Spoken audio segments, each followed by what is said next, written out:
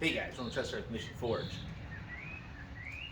So today here, we're back to working on the forge itself. Now, the ribbon burner I took out of the mold, as you saw.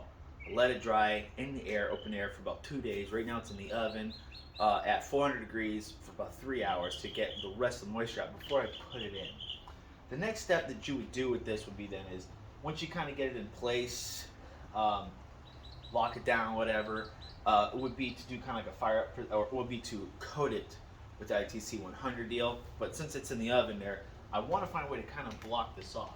And what I'm going to do is I'm going to weld on a couple of pieces that sticks out from the bottom and up top here, and then I got this metal to make a track, so that way I can put fire brick to close it off. And I can open and close it kind of like that. So, hey guys, so you guys probably originally saw I was cutting these things, or maybe I'll edit it out, I don't know.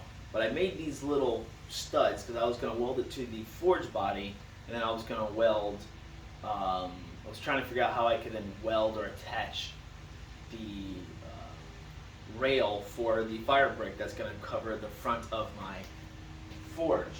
Well, like I said, I am a technician by trade, so I fix a lot of equipment and stuff, and one of the things I hate is the inability to do repairs, because manufacturers do stupid stuff like weld things together and stuff like that, and don't give you a means to remove or take things apart easily, or it makes things challenging.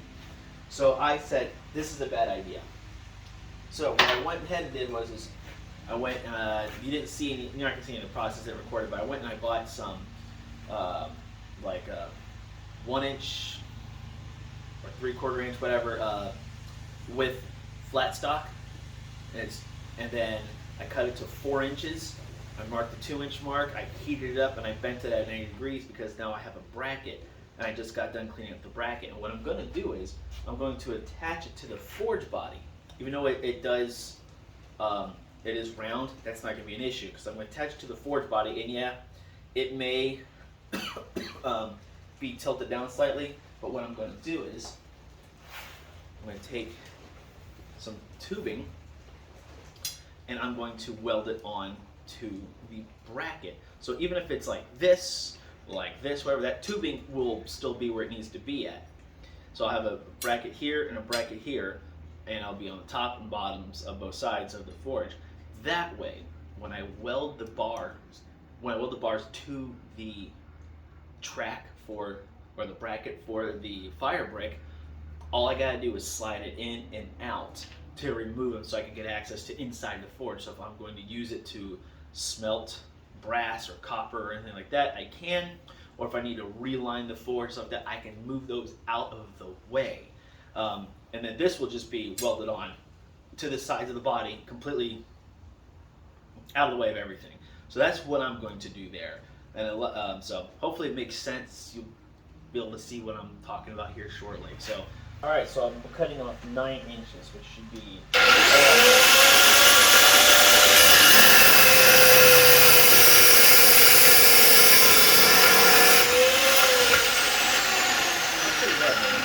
This little top saw is friggin' awesome.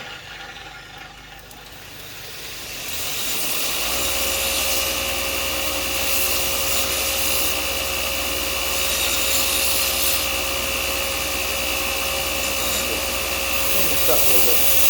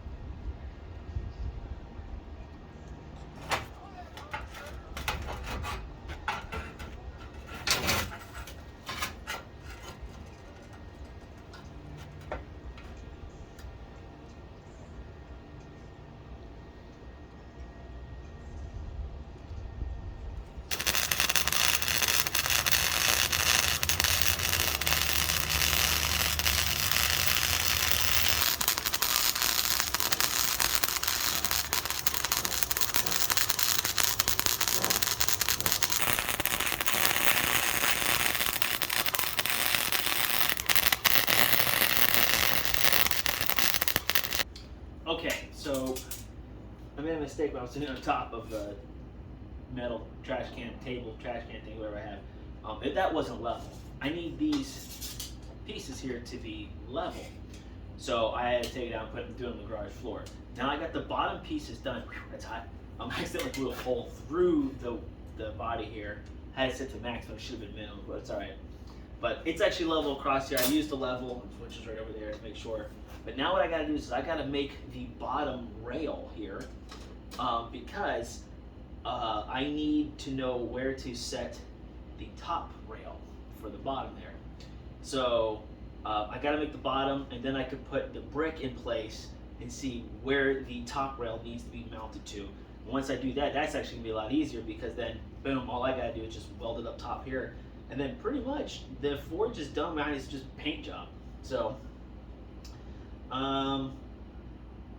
yeah, so I gotta go ahead and I gotta cut the small little angle iron I have over here. All right, so I'm gonna do this now. I'm gonna cut these at 24 inches. Then I'm gonna weld them together, and then I'll weld the rods on, and then from there, I'll put it on. We'll see where the top rail needs to be, and we'll just go from there. So we're going to get this cut up.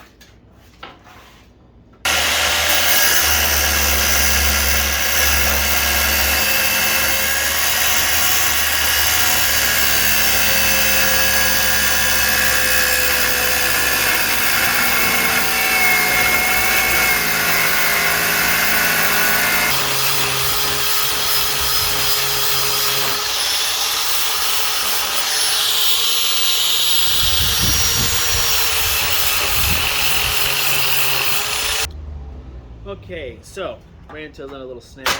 That's nothing new. I made a very big mistake. So I got this rail all welded up. I mean, that's a good weld job all the way around too. I ain't gonna lie, that is pretty freaking phenomenal. But it's too narrow for the fire brick. So in fact, you'll see on this one here, there's a gap here. So I actually tacked all this together. I was gonna show you guys how I welded it up. In this case here, the gap's pretty big. So I got a brick in here, held in by the clamp. What I did was I cut these little 1-inch pieces here, and I'm just gonna kind of weld these on at the end, you know, like 1, 2, 3, 4, you know, 2 on the ends, 2 here, 1 in the middle, 5. And that should hold it together because it's just holding the brick together, holding the fire brick. I'm going to try to reinforce it later if I can, but for now, this is what I'm going to do. So I got to clean all of this off now and try to weld this up on there. So good, fun stuff.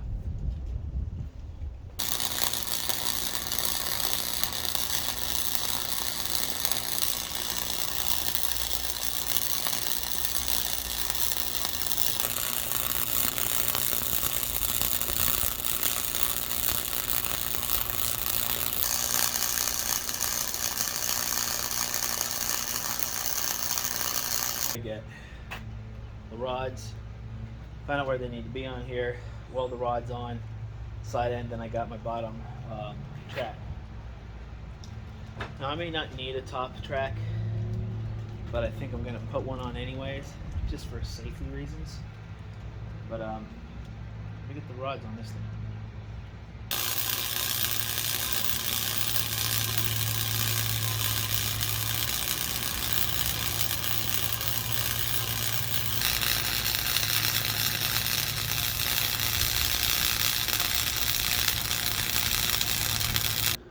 Hey guys, alright, so we're back, next day kind of thing. So you can see in the pictures somewhere, the forge is done. I got the little things welded up so I can put the brick on. I got the ribbon burner in place, it's set. Now the next step is to coat it with ITCH or ITC 100 HT. What this is it's just an additional ceramic coating that you put over inside your kiln, your forges, whatever, and it helps reflect, you know, up to like 200 or 300 degrees extra into your forge. So a lot of folks like to use this because it just makes your forge more fuel efficient, and that's exactly what I'm doing, especially since it's got that big opening. So we're gonna go ahead and we're gonna apply that. And once that applies, this only takes about a half hour to dry depending on how thin the coating is. So I'll probably let it dry for about an hour or two, and then I'm gonna try to set it up and we'll go ahead and fire it up. There's gonna be real no need to do it. I will do small little brief heat ups on this, but since this forge has been sitting for several weeks now drying, there's gonna probably be no moisture in it, but we'll do small fire procedure with it, and then we'll go from there. So let's go ahead and start doing this. Okay, so with this here, you're supposed to mix 2 parts water, or sorry, it's 2 parts of this stuff plus then 1 part water. I guess like most people, I don't know if they save it or not, but if you use this, think about it. So if you use half of this, you're going to use half the amount of water. If you use this whole thing, and it's half of this water. I plan on just using the whole thing. I'm going to coat everything really well, and then whatever I have left over, maybe I'll reapply it to my other forge or something. So, okay, so here we got it. You can see it's kind of got the, I'm trying to get without dumping it, consistency of like a runny milkshake. Now I'm going to apply this outside in the forge in the sun. So it just has to dry. So, and like they said, according to the manufacturer, depending on the coating, about 30 minutes to dry, but I'll probably let it dry for a few hours. So I'm using a paintbrush, I'm going to apply it over everything. Just dab it on. You want to make sure all the loose pebbles and everything are out too. So I've already dumped this over and got whatever was loose out as much as I can.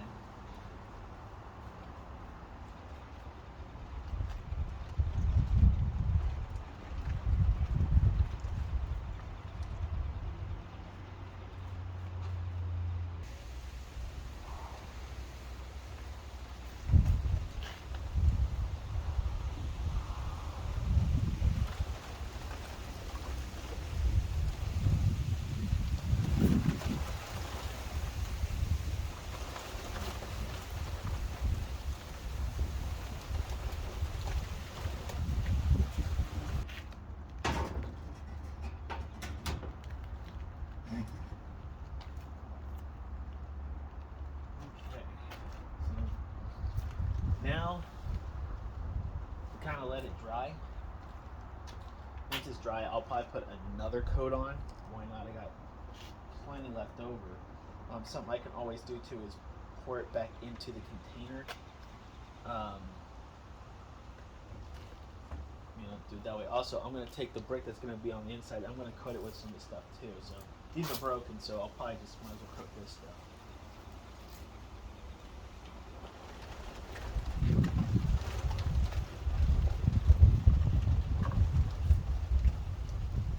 So I coated it inside completely.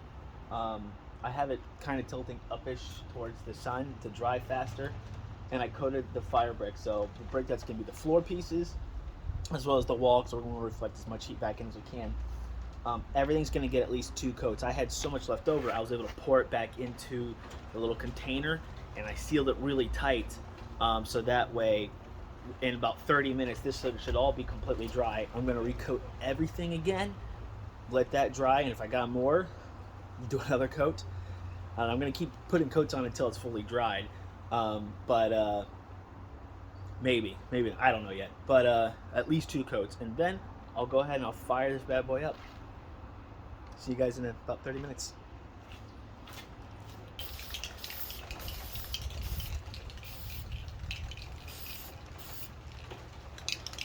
So while I'm letting this stuff dry, I'm putting on a coat of this heat-resistant paint. The reason I'm using this is because we want to do everything we can to reflect as much heat back into the forge. And one way to do that is also to paint the forge with this heat-resistant paint. So, I mean, it's not going to do a whole lot extra, but it is a little extra. I mean, some things, if you look up, it shows, because they use them on grills, It shows that it can add anywhere between 5 to 30 degrees additional heat. So now, granted, that's for a grill. So here we can assume it's going to be relatively the same for a forge. Here now we got the ITC 100 HT coating on there. We got the Castellite 30 on there. We got the 2500 degree or 2000 degree insulating wool on there, and we got this. So here we're trying to get this thing as fuel efficient as possible. So doesn't hurt.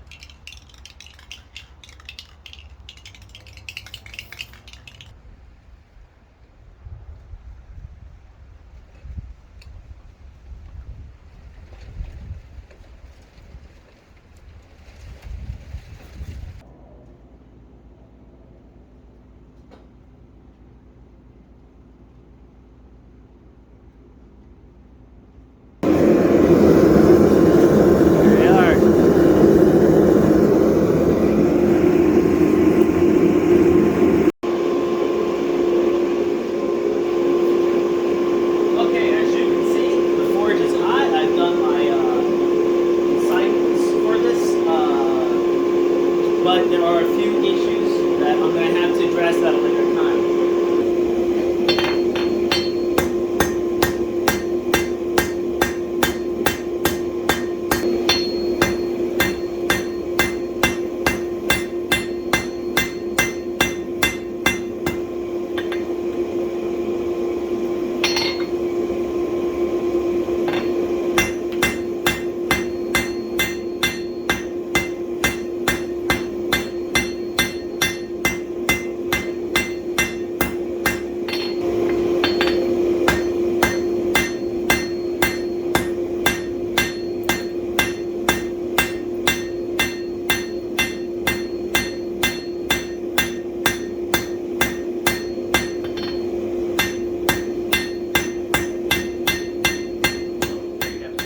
That's it. We're done making our forge, and you got to see. Hopefully, you guys got to see all three videos here. I know they're a little longer, and I appreciate you sticking around on how to build a rivet burn forge. Now, those videos are long on purpose because I want to be in detail on how to make one of these. So you got to see everything from the start of it to making the burner to even testing it. And guess what? While testing it, it forged welded, and it forged welded beautifully. So guess what, guys? It's a success. Now, this forge is not perfect. I saw little mistakes here and there. I need to tweak, like the rail system. The brakes are the rails are directly in the way of the burn chamber there, so some of the fire hits it, and it's gonna cause them to fail later on. So I'm gonna have to address that, but that's for another day. But overall, guys, it was a great, fun build. Hopefully you enjoyed it as well. A little caveat: if you're brand new looking to start blacksmithing, buy your forge. It's cheaper, it's quicker, trust me. This cost me almost $430. You can buy a Mr. Volcano forge for 75 bucks and be good to go. Or two burner Laredo's brother forge for about 185. Just get the cheaper stuff so you can get started learning to forge later on. And then later on, you can make your own forge where you find where you need to customize it to yourself. With that, guys, hopefully you found this video helpful. These videos helpful, entertaining, educational, and whatever else. If you have, go ahead and hit the like button. Also, got any comments or suggestions, leave them down below. And don't forget to click that subscribe button and hit that bell for more notifications. With that, guys, thanks for watching, and I'll see you later.